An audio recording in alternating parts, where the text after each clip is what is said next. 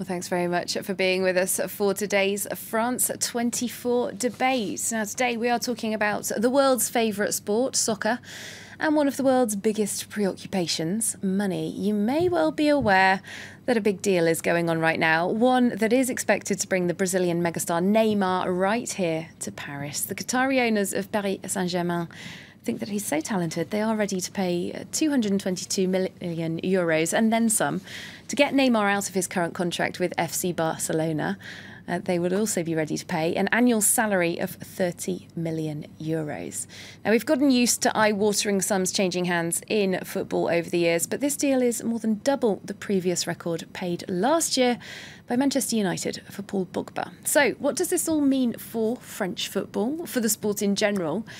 And what other targets might Qatar be interested in, other than those on the pitch? Well, we are joined for our discussion by two people who've been given this subject a whole lot of their time. Here in the studio, Brian Schneider, who is editor and head of international content at News Tank Football. You look into the business side of the beautiful game, that's right? Yes. We always tell our partner clubs and clients that, we look at anything that happens off the pitch. Anything that happens on the pitch is not our concern. OK, so we're not so worried about how many fouls and free kicks. We're looking at the cash. On the line from London, we can speak to Paul McInnes, who writes for The Guardian newspaper on sport and popular culture. Thanks very much to you for being with us.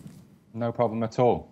Well, I'd just like to ask a first rather quick, simple question. Simple enough, perhaps, to both of you. Brian Schneider, is Neymar worth 222 million euros?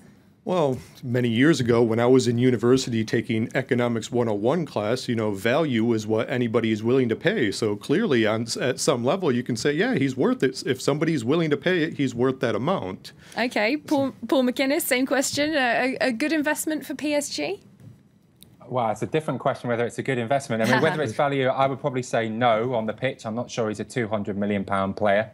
The question is, do Paris Saint-Germain expect to get a financial return at all, or is it about something else? Indeed. Well, before we come to that, there are big financial fair play question marks over this deal that I mentioned. Qatar, which owns PSG, seems to have found a rather cunning loophole, paying a huge sum to Neymar for a contract linked to the 2022 World Cup, meaning that on paper, Paris Saint-Germain isn't breaking any rules. Paul McInnes, if I come to you, I know that you've written about this. It might be cunning, but is it fair play? Well, we'll have to see whether that's the tactic they've actually chosen to employ. We won't know the actual makeup of the deal, where the buyout clause money came from until another year, until it comes onto the books. I think either way, though, it's likely to be politically difficult, politically challenging for PSG. And why would it be politically challenging for them? Because I think it's going to be, if not in the letter of the law, it's going to be against the spirit of financial fair play, I think, which is the idea of financial fair play, which is a UEFA rule set for clubs who compete in European competition. The idea is to stop people spending money they don't have or money they couldn't generate through the running of the club. And I think there's a big question as to whether that is possible for Paris Saint-Germain as a football club. Well, Brian Schneider, they say all's fair in love and war. I think we can probably add business to that list, can't we? You mentioned that things people object are worth what anyone's willing to pay for them. In these days of megabucks football, do you think that this deal is likely to be considered as acceptable? It will go through? Well, as Paul said, financial fair play kind of works backwards. They always look at the accounts from the previous year. So certainly everything's going to be fine for this current season, 2017-18. And we don't know whether there's been a separate contract from Qatar to make Neymar as this ambassador for the World Cup. That's all speculation right now. In terms of financial fair play, it comes to the question that La Liga was complaining about this afternoon. What is the difference for Paris Saint-Germain as a football club? What is the difference between a sponsorship contract and a capital injection from the owner? Mm-hmm. And the example is Paris Saint-Germain have two sponsorships, among others. One is the Qatar Tourism Authority, and the other one is the Qatar National Bank. Now, those are somewhere around 200 million, and that's way more than anyone pays for a sponsorship at any other club in the world. So that's the point La Liga is making, that those are not sponsorships, so they shouldn't be counted as revenue for the club. Those are capital injections, which would then bring up the problem with financial fair play. All right, and we touched on whether this is a good investment or not as well. We will, as you say, have to wait and see about the financial fair play aspect. Paul McInnes, a lot of people that our reporters have spoken to here in Paris saying that they're pretty sure that this is going to be ringing up some nice sums at the tills of Paris Saint-Germain's lovely flagship store on the Champs-Élysées. Is it too cynical to think that he's just being seen as a bit of a cash cow? No, I don't know if it's cynical. It's probably wrong.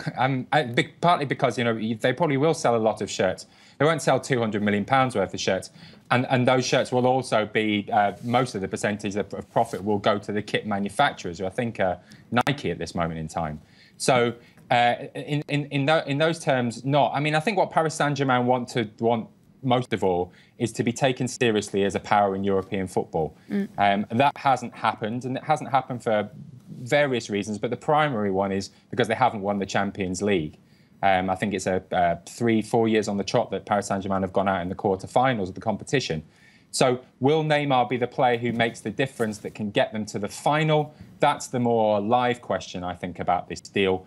And I'd be sceptical about that, because I think somebody like Angel Di Maria, who plays for Paris Saint-Germain and was a previous big money signing, he's got the sort of quality that you would expect to be able to tell games in tight moments. But as yet, he hasn't done that for the club. Indeed, I think there's a rumour that Barcelona might be interested in buying him, once the Neymar deal is complete.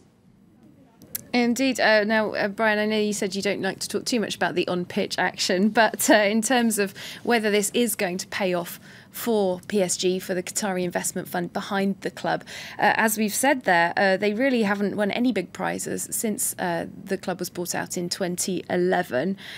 Has PSG been a successful investment, and do you see it turning into one? If you look at it from a geopolitical perspective, yes, you can say that PSG has been a good investment for the state of Qatar. Even you can look at the political situation right now in the Middle East, and Qatar uses PSG as their type of soft power, saying that, oh, this is our showcase, this gets our name out into the world in a positive way. Now we have the arguably the third most marketable athlete in football, who's very popular in Asia, and it's Qatar that's paid for all this. So he's a great marketing asset for them. On the pitch, what will change for PSG? Yeah, he's a great player. We have to see how it fits. We have to see, first of all, if PSG sell any other players, to pay for this big buyout clause. They may have to sell Angel Di Maria, possibly Marco Verratti, or even Marquinhos would be their two players that are most valuable ones. So if they have to sell those two players, well, then suddenly you're waking the team just for Neymar. How does that advance you from a sporting perspective? Well, let's pick up on that geopolitical angle. It is true that lately Qatar has been in the news for being accused of supporting terrorism by Saudi Arabia, particularly, and other Gulf neighbours. However, Paul McInnes, if I come back to you, the average football fan who's going through those gates on a Saturday, surely not thinking that much about the geopolitics of this kind of thing, surely they just want to see the silverware. Are we overplaying the geopolitical soft power angle of this deal? I think it's fair to say that Qatar are in a tricky spot right now, not just with the blockade and relations with their neighbours, but also over the ongoing controversy with regards to the 2022 World Cup, the way in which the deal was secured, and also the problems that have come out through news reporting, really, in building up to the tournament, with the employment of, in some circles it's been described as slavery, people working and dying to build the stadiums for the tournament. And coming to you on the same question, Brian Schneider. Yes. We have to remember that PSG made a run at Neymar last summer, and they would have done it next summer again. So I don't see that this transfer did not happen because of the current, I've heard some people call it a political siege. It did not happen as a result of the specific current situation right now. I see it geopolitically. I see this as all about the World Cup in 2022, that Qatar is under a lot of pressure. They need to put on a good tournament, and they can now essentially essentially what we can say right now, probably have the player under their control who's going to be the biggest star of the tournament, unless something else happens here or there. But it puts a human face on their bid, and that's what they on their tournament, and that's what they're looking for right now. So I think it's all about the World Cup and less about the actual political situation at this moment. And if we come back to you, Paul McInnes, you mentioned the human rights concerns surrounding the 2022 World Cup. Is there a chance that all this light being shone on Qatar and its involvement in football, that could have an impact on the human rights situation? You would like to think so, a positive impact, certainly, but it's not going to be the football bodies. In recent experience, it's not going to be the football bodies who are going to intervene on that. That diplomatic pressure might have to come from elsewhere.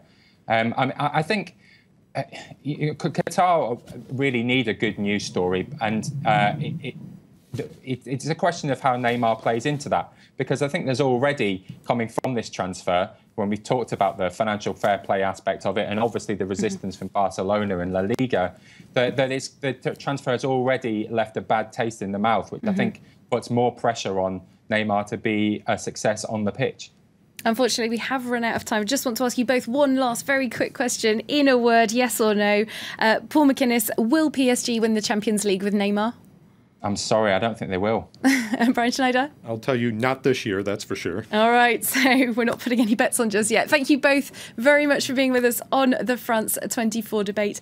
Brian Schneider from News Tank Football and Paul McInnes from The Guardian there in the UK. And that rounds off today's France 24 debate. Thank you very much for watching, and we'll see you again next time.